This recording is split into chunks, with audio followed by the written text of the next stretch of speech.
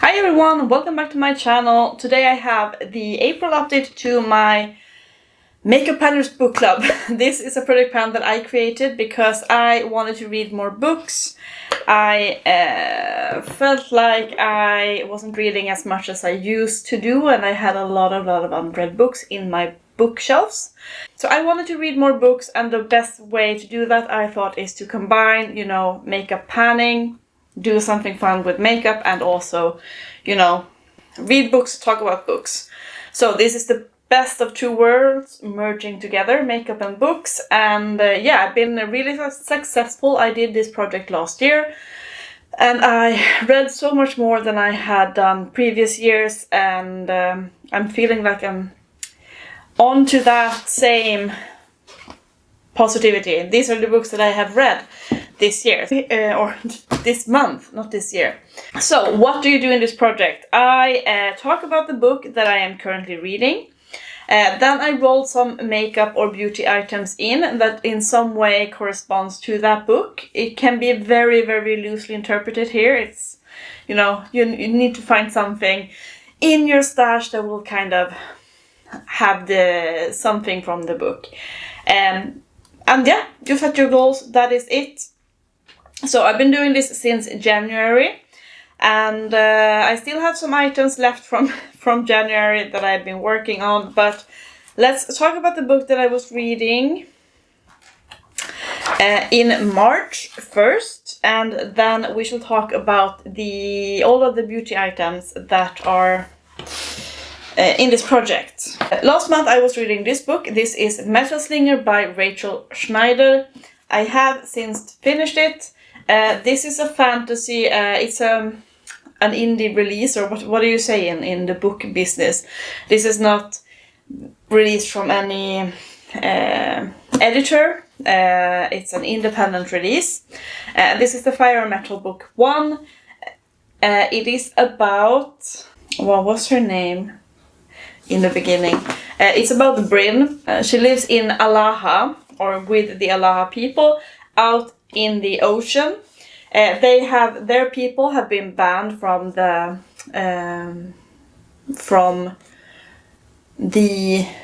mainland by the Kenta people, and you don't really know why they have been banned to go to live on the seas, but once a year they are allowed to Kenta and to trade in their big market. And Bryn, the main character in this book, she gets to join the team that goes to Kenta this year. It's always I think people are very, very excited to go, so it's not like everyone can go. They choose a smaller group. And when she's there, something happens to her, and she meets this stranger who's a man, and then something happens that makes that forces them to kind of flee back to Alaha. And this man that she met in Kenta, he actually follows her to Alaha, and when she talks to her, she kind of realizes that, okay, he knows a lot of things. Bryn is not... her parents are dead. She is she's been living like an orphan in Alaha, and she realizes that, okay, this man knows maybe some things about he knows about the world, maybe knows about my family. So it's kind of where the story takes off. I'm not gonna spoil it too much. It's also kind of complicated to discuss, to summarize this book, but I have finished this one, and I really, really liked it. I thought it was entertaining. I liked the world building. I like the characters. They felt complex. It's I don't know. I when I looked at Goodreads, I saw that many people kind of felt like the writing wasn't good. I felt like I didn't have any problems with the author's way of writing. The only thing that I must say is that there is I've studied literature and literature history and so on at university, so like there are some things that you can do with when you write something. If you choose to write in first person, if you choose to write in third person, like there are some limitations to either one or the other. This is a first person narrator, and I feel like it's so popular to have first person narrators these days, especially like in the fantasy romantasy genre. I feel like first person is like what you get, but I feel like the author doesn't really realize or understand the limitations of a first person point of view, because at the end things happen that really doesn't make sense with this book being written first person. I'm gonna just say it like that, and if you have read this book, maybe you understand what I mean. But this was very entertaining. I really enjoyed it. It's just like, I feel like sometimes, I don't know why it's so trendy to write in first person. I really enjoy third person stories. I don't mind them at all, but it feels like it's the trend to write first person narration, and this book would have benefited so much if it wasn't first person. But I still enjoyed it thoroughly, and I am going to read the next books that will be released in this series. So, for this book, I did pick out 2 items. I chose the one highlighter. This is by bPerfect. It's the Get Wet highlighter, and I wanted to use this one 10 times. This is like a putty highlighter that I think is similar to the Fenty Beauty, like the diamond highlighter thing. And why did I choose this? I chose this because obviously the Alaha people, they live out in the ocean, so get wet. You know, they probably get wet from time to time. She also the main character, she also like jumps into the water to save a person here, so she obviously quite clearly gets wet. Now I can't say this without having other, I associate this with something else. Okay, so I have used this one 10 times. You can see what it looked like when I rolled it in. I had used it, but it really doesn't look like much. And yeah, this is what it's looking like today. So I don't even know if you can tell any kind of difference. Maybe a little bit of disturbance. It is very beautiful. It's like, but it is so glittery. So I've been rocking my glittered cheeks in April. Like it's just so wet looking, but it has, yeah, you can see the glitter, but it's really beautiful. So I'm happy to have used this one 10 times to kind of refamiliarize myself with it. I also chose my blush highlighter duo. This is by Yaemina. It's the Sweet Storm duo, and I wanted to use this 15 times. So this one, Sweet Storm, she saves this man when it's like a super big storm, because she realizes that if he is still the man who followed her from Kenta, he is being kept like a prisoner. And she realized that if he's kept where he is not going to survive the storm, he will drown. So she saves him from the storm, and kind of their story takes off from there. So this is why, Sweet Storm is the perfect item. And you can see what it looked like when I rolled it in. And yeah, I wanted to use this 15 times, which I now have done. And this is where we are today. So probably not that much difference, maybe a little bit you can see in the highlighter, but the blush is very, very pigmented and quite dry. So yeah, I was like hoping to have worn down the imprint a bit more, but yeah, you didn't need much. It is a beautiful shade though, absolutely stunning, and the highlighter is also very, very nice. There you see the highlighter and the blush. So it has been super nice to work on, but yeah, you can barely see that I've used it 15 times. It is what it is.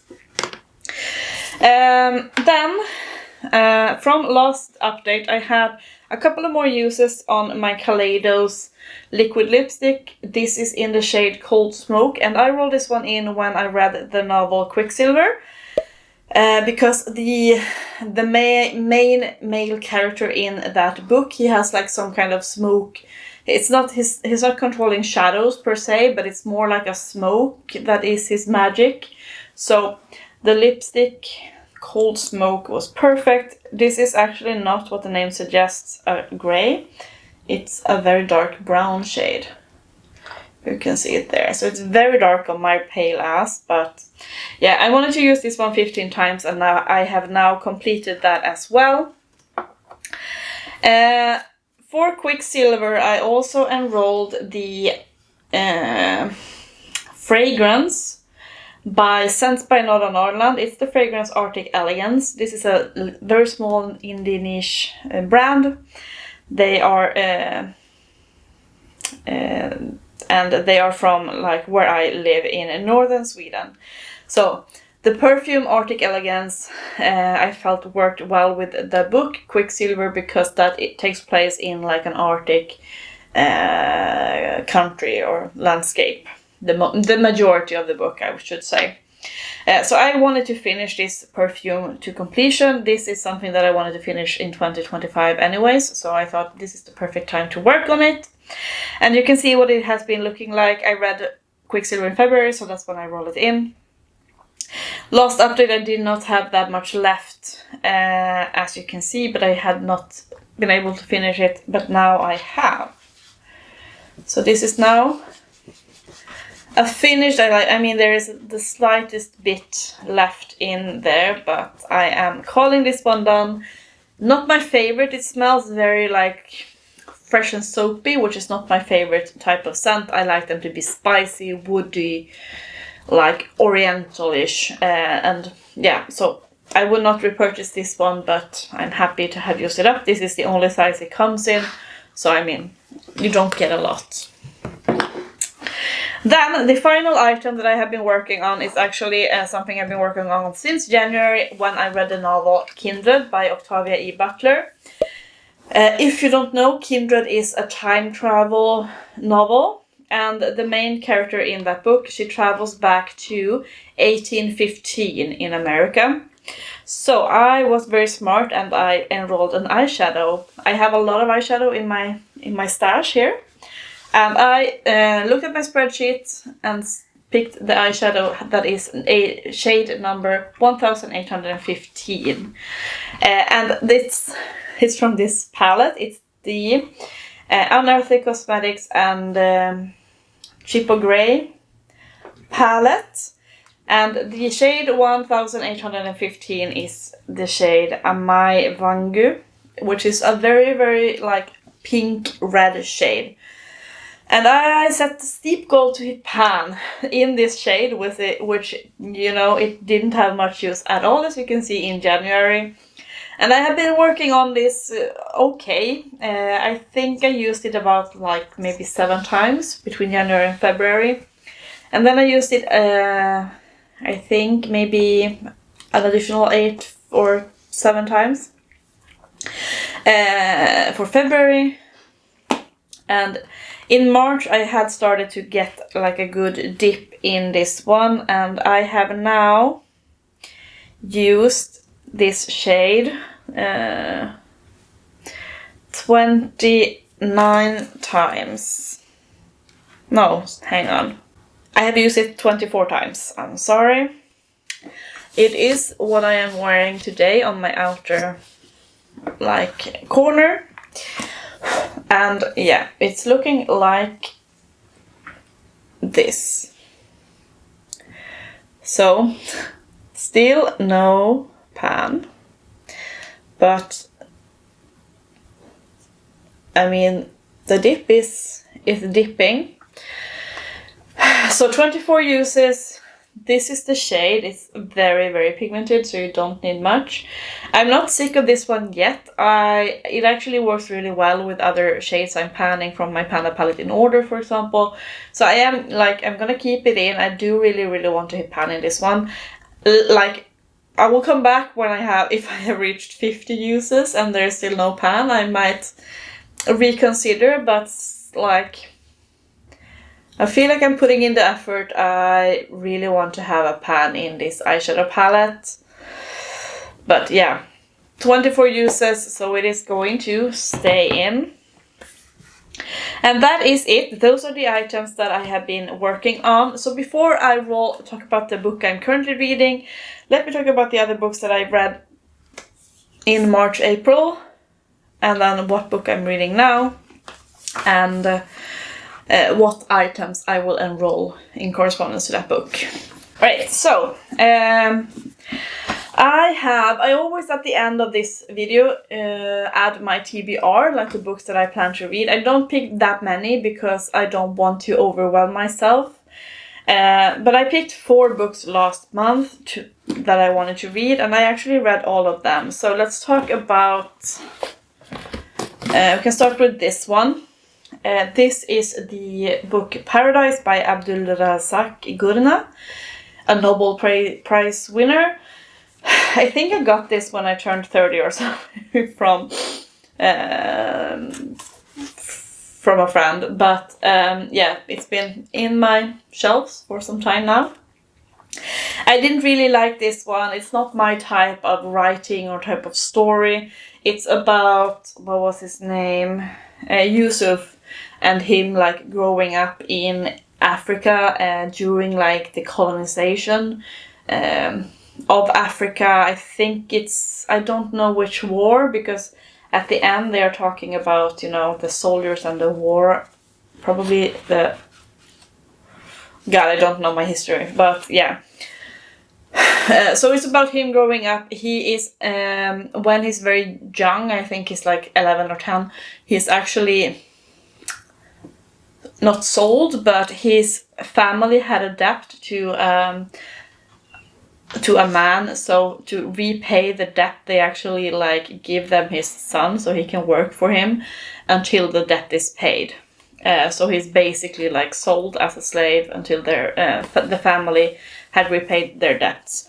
So you follow him as he lives with this merchant, I think he's calling him, and their travels through Africa to you know, partake in trades and so on, and also the impact of Westerners starting to, you know, colonize, or having like basically colonizing every part of Africa.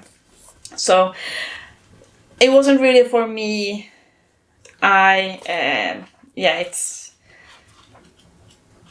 It was just not the best. What I did like, however, is this one. This is Mickey 7 by Edward Ashton. And I wanted to read this because the movie with Robert Pattinson is now in cinemas. I haven't seen it yet. I realized though that this book is called Mickey 7, but the movie is actually called Mickey 17. Don't know if it was just for like shock purposes, because the number here is actually the numbers of Mickey that they have created. Mickey is a man who is volunteering as an expendable in a space. They are trying to like see if a planet is habitable in the human diaspora in space, so to speak. And yeah, he's called an expendable because he's doing all the jobs that you need to do that will cause people like death. Dangerous jobs outside when you don't know the environment, you don't know if there are toxic chemicals, so you need to actually go out and be like live in those environments to see what animals are, what bacteria can I be exposed to, and so on, and also do work on their like in the space ship and so on, which will cause heavy radiation, so they will die. So the Expendables are the ones doing this. And every time they die, they like upgrade, or they have a new number. So Mickey, he has died 7 times when this story starts off. And the big like plot here is that they think that Mickey is dying when he's outside exploring. They think that he is not going to make it. So they make a new Mickey, Mickey 8. But then he actually manages to go back to his station, and he realizes that shit, there are now 2 of me, which is illegal. You cannot make copies of yourself, and because of historic reasons that are explained in this book. It's actually really nice. It has a lot of flashbacks and like explanations about the world that they live in, these humans, so far ahead, of course, in the future, because Mickey, he was a historian, what is it called? A historian? Historian? English is not my first language, but yeah, which is deemed like super unnecessary in human like space world, because you can access all bits of history like on computers, so that job is not really of any use, but it's of course a good use for us readers, because he always reflects on what has happened in the past and how things came to be. So this one was really entertaining. I actually liked it a lot. It's not too long. I don't know if there is like supposed to be any follow-ups. It kind of leaves it open, but yeah, I like this one. Haven't seen the movie yet. Let me know if you have seen the movie, if you liked it. Or if you have read the book and seen the movie, if it's like what differences there are. I also read this one, which has been in my shelves for quite some time. This is Femlandia by Christina Dalcher. Join the Sisterhood. So it's about Miranda and her daughter, her daughter Emma, they live in America, and these like at the collapse of society. There has been some kind of crisis. I think it was an economical crisis that kind of like dissolved the entire country or even planet. I don't remember if it was said that like society overall had collapsed. But it's very dangerous to live where they are, and they don't have anything. They don't have food, and people they have taken like everything from them. And her husband, he drove off a cliff because he couldn't deal with that issue. So you learn that Miranda, actually her mother, was the creator of Femlandia, which is like independent areas within the US. They have several spots where only women are allowed. So they feel like, okay, it's so unsafe to live outside, here, because people are just brutal these days. So they decide to, let's go to Femlandia, see if it's safe, if we can get food and shelter, even though Miranda very, very obviously doesn't want to go there. So they get to Femlandia, and they are taking in, but Miranda quite quickly realizes that it's not maybe a utopian heaven. There is something weird is going on in this women-driven space. So I did like this one. I felt like it was a bit rushed from time to time. I feel like they could have maybe dragged out the getting to Femlandia, realizing that things are amiss. It feels like it's moving very quickly, even though, of course, the main character is put in quarantine for some time, or in isolation for some time. But it was just okay. It wasn't like the groundbreaking feminist work of fiction that I have ever read. It was just okay, in my opinion. Alright, then finally we have this book. This is Stay in the Light by A.M. Shine. This is the second book to The Watchers, which I read last year, and it's about Minna. She lives in Ireland, and in The Watchers she was taken, or she ended up, let me just say it like that to not drag it out too much, in the woodlands in Ireland, and she, like, together with a couple of other people, in this, she's calling it coop, I think.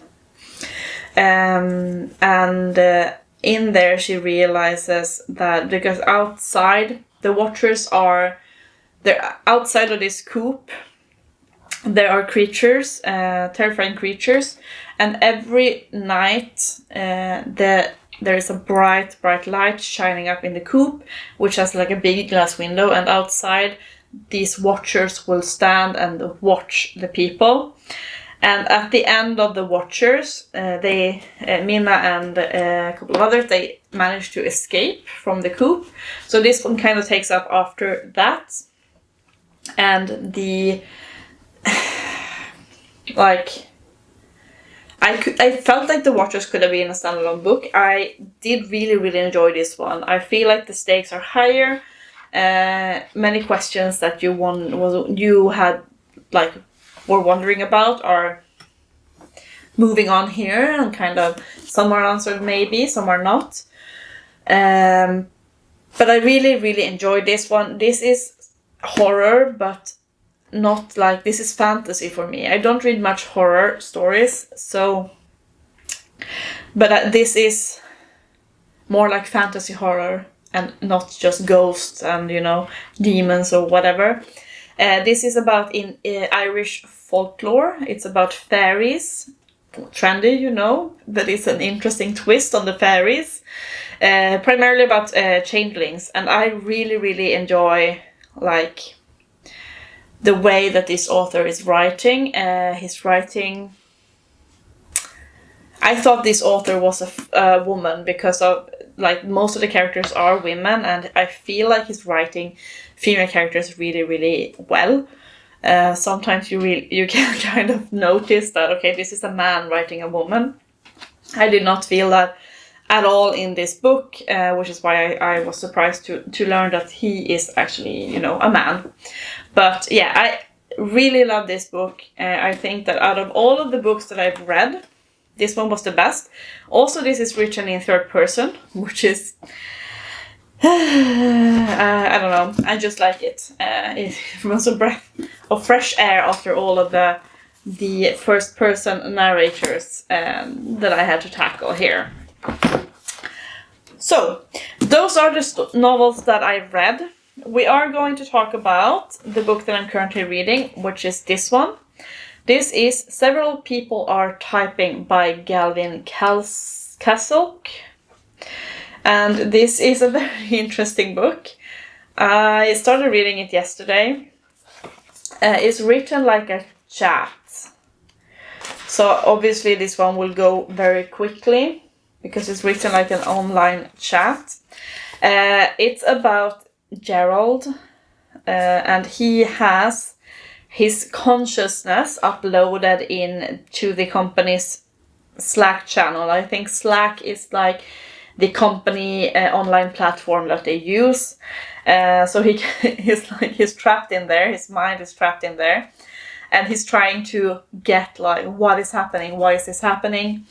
And it's just very tragic reading it, because he is trying to make his co-workers understand that I'm not joking. I am actually, like, I'm literally trapped here. This is like where I exist now. He has one of his co-workers actually are able to go to his house and find, like, his body there, but he's not, like, his body is, his mind is of course not in his body. So it's really strange. I don't know where this is going. People are saying that it is like basically, a unique cross between The Office, William Gibson, and H.P. Lovecraft. And if you know William Gibson and H.P. Lovecraft, you know, like, Lovecraft is horror, absurdism. William Gibson is like Neuromancer, is sci-fi, and The Office, and The Office. So, I'm intrigued to see where this one is going. I have read about 70 pages so far. So, for this book, I'm bringing in 2 items. I am bringing in a blush. This is by LimeCrime. It's their software blush, and it's in the shade Digital Peach, which I felt was fitting since, you know, Gerald's mind is just in the digital sphere. It's a very pretty peach shade there. It's like a cream to powder. And this is getting a bit older in my collection, so I actually want to try and hit pan on this blush. Might take a hell of a long time, but like, I do have a dip in there, so I want to try and hit pan in this one and see. I mean, I can use this all summer without, like, it's a good summer shade, so it can be in for some time without me being too bothered. Then I am bringing in a Peachy Queen eyeshadow palette. This is the Sushi palette. And it has no name, but it's Sushi. And this is only because two of the co-workers, or one co-worker is he's talking to his boss because he's supposed to greet a new employee at work, and he asks his co-worker, can we order in lunch? Like, I'm supposed to welcome her to this office and so on. And the boss says, yeah, of course you can. And then, like, the next day, the boss says, don't buy sushi on the company card. Like, if you want to greet someone or if you want to buy something cheaper. So that he bought sushi to greet his new co-worker, which is, you know, then I'm bringing in this Sushi palette. And this is a very basic palette. And I don't know if I want to have this in my collection because I have so many, like, fun duochrome indie shadows to play with. But I'm gonna see if because I always want to hit pan in eyeshadow, so I will use this one, No Pan Left Behind, and then I will see, like, how do I feel about this palette. And if I feel like, okay, I don't want to declutter it, I'm gonna try and hit pan. So for next update, I hope to have used this No Pan Left Behind. And then we shall see if I have decided if I want to keep it or not, and if I'm gonna try and hit pan in any of the shades. So that is it. That's gonna wrap it up for this update. Please let me know, what are you reading currently? I always love to hear from you in the comments, and, you know, to get inspirations on books. Last update I got some really great suggestions that I'm super excited to look into. But yeah, I am going to show you my TBR. I will pick a bit less books because I honestly, this is one book that I'm reading, but I'm also reading another book at work. I have the opportunity to read some at work as well because I work in a library part-time. Or I spend some of my day doing work at the library. So I'm reading 100 Years of Solitude right now, and that book is kicking my ass. It's not a pleasant, enjoyable read. We are reading that for the book club, the book circle that I'm in at work, and yeah, it's not my type of book, let me just say that. So since it is a bit of a struggle, a bit heavy, I'm gonna pick 3 books. So not that many, and like, if I read more, I will obviously just keep on reading other things. But yeah, let me show you the books that I will pick for next month. Here we are, ready for another TBR for April. I'm gonna go down to this one. I think I'm gonna pick 3 books, and I think I'm gonna be very kind not pick anything too difficult. I'm struggling with 100 Years of Solitude, so I think I'm gonna pick just like the ones that I feel a very big itch to. Or maybe one. I'm gonna read this one. This has been in the shelf for a long time. This is The First 15 Lives of Harry August by Claire North. This one has been here for a time, so I'm gonna take that one. I really feel like reading this one because I think Angie told me to it. One Dark Window by Rachel Gillig. She really sold me on this one. So I want to read that. And then what else do we pick? Here. I think I'm gonna stay on this shelf because here are most of my unread books. Maybe.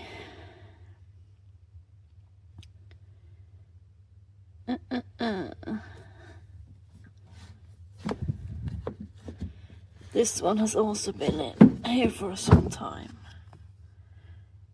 My Murder. It's not too long. By Katie Williams. Right. I think I'm happy with those. Alright, so those are the books that I will be reading the next month, and yeah, as I said, let me know what you are reading and if you have any kind of suggestion for me to read for what I like should read. I shouldn't buy more books, but you know, there might be like, if I find good books, I might buy more books anyways. So yeah, that is going to wrap it up for this update. I hope that you are all well, and I hope to see you in my next video. Bye guys!